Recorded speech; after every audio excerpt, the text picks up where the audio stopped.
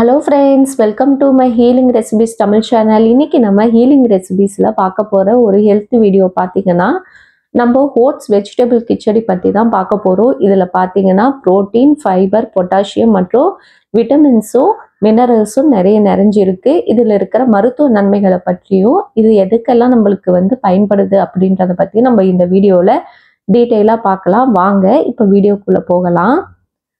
First இத பண்றதுக்கு ஒரு pan எடுத்துக்கங்க. இன்னைக்கு நான் நெய் ஆட் பண்ணி செய்றேன். உங்களுக்கு நெய் வேண்டாம்னா நீங்க எண்ணெய் கூட ஆட் பண்ணிக்கலாம். இதுல ஒரு 2 டீஸ்பூன் அளவுக்கு நெய் சேர்த்துக்கிட்டு நெய் நல்லா காஞ்ச பிறகு 1 டீஸ்பூன் அளவுக்கு சீரகம் சேர்த்துக்கங்க.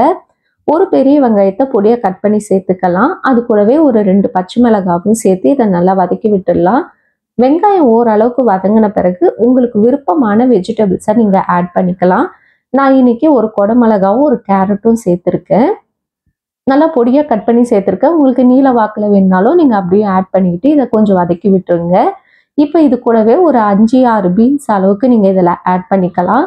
ஒரு 50 கிராம் அளவுக்கு பட்டாணியும் ஆட் பண்ணிக்கோங்க. நான் செய்கிற அளவு பார்த்தீங்கன்னா ஒரு 6 பேர் சாப்பிட்ற அளவுக்கு நான் செஞ்சுருக்கேன்.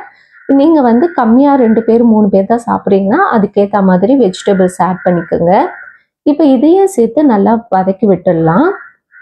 இப்போ இது நல்லா வதங்கின பிறகு ஒரு தக்காளியை பொடியா கட் பண்ணி சேர்த்துக்கோங்க. சின்ன தக்காளியா ஆட் பண்ணிக்கோங்க. தக்காளியும் ஓரளவுக்கு வதங்கினா போதும், குழையெல்லாம் வேண்டாம், லைட்டா வதக்கினாலே போதும். இப்போ இது கூடவே ஒரு 1/4 டீஸ்பூன் அளவுக்கு மஞ்சள் தூளும் தேவையான அளவுக்கு உப்பும் ஆட் பண்ணிக்கோங்க. இந்த மஞ்சள் தூள் உப்பு ஆட் பண்ணி இதுலயே ஒரு 2 நிமிஷத்துக்கு காய் நல்லா வதங்கின பிறகு தனி மிளகாய் தூள் 1 டீஸ்பூன் சேர்த்துக்கலாம். அது கூடவே கரம் மசாலா பவுடர் ஒரு 1/2 டீஸ்பூன் சேர்த்துக்கிட்டு நல்லா மிக்ஸ் பண்ணி விட்டுருங்க. காரம் உங்களுக்கு தகுந்த மாதிரி நீங்க ஆட் பண்ணிக்கோங்க. இது எல்லாத்தையும் நல்லா வதக்கி விட்ட பிறகு இதுல தண்ணி ஆட் பண்ண போறோம். அதாவது ஒரு கப்புக்கு 2.5 கப் அளவு தண்ணி ஆட் பண்ணிக்கோங்க. இப்போ தண்ணி ஆட் பண்ணிட்டு இதை நல்லா கொதிக்க விட்டுடலாம். தண்ணி நல்லா பாயில் ஆக ஆரம்பிச்சதும் என்ன பண்ணுங்க, காயெல்லாம் ஓரளவுக்கு வெந்து வந்த பிறகு நம்ம ஓட்ஸ் ஆட் பண்ணிக்கலாம். கொஞ்சம் கொஞ்சமா ஆட் பண்ணி மிக்ஸ் பண்ணிக்கோங்க. ஒரே டைம் மொத்தமா ஆட் பண்ணாம கொஞ்சம் கொஞ்சமா சேர்த்து மிக்ஸ் பண்ணிக்கோங்க. அப்போ நம்மளுக்கு கெட்டி ஆகாம எல்லாமே ஈவனா மிக்ஸ் ஆகி வரும். இந்த ஓட்ஸை நம்ம பயன்படுத்தி சாப்பிட்றதால நம்மளுக்கு உடல் எடையை கட்டுப்படுத்துறதுக்கு இது ரொம்ப உதவி பண்ணுது. அதாவது நம்ம உடம்புல இருக்கிற கெட்ட கொழுப்புகளை எல்லாம் குறைக்க இந்த ஓட்ஸ் பயன்படுவதால இது உடல் எடையை கட்டுப்பாட்டுக்குள்ள வச்சுக்கிறதுக்கு ரொம்ப யூஸ்ஃபுல்லா இருக்கு. அது மட்டும் கிடையாது, நம்மளோட இதயம் ஆரோக்கியமா இருக்கிறதுக்கும் இந்த ஓட்ஸ் நம்மளுக்கு ரொம்ப யூஸ்ஃபுல்லா இருக்கு. இப்போ இது கூடவே நான் கொஞ்சம் புரோட்டீனுக்காக என்ன பண்ணியிருக்கேன்னா பன்னீர் ஒரு 100 கிராம் அளவுக்கு ஆட் பண்ணியிருக்கேன். இது ஆப்ஷனல் தான், உங்களுக்கு வேணும்னா நீங்க ஆட் பண்ணிக்கலாம், வேண்டாம்னா ஸ்கிப் பண்ணிருங்க.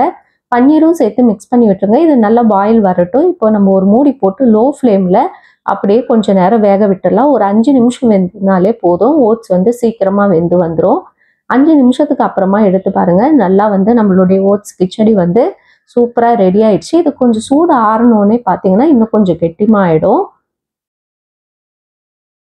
இப்போ இதுல நான் புளிப்புக்காக லைட்டா 1 டீஸ்பூன் அளவுக்கு லெமன் ஆட் பண்ணியிருக்கேன்.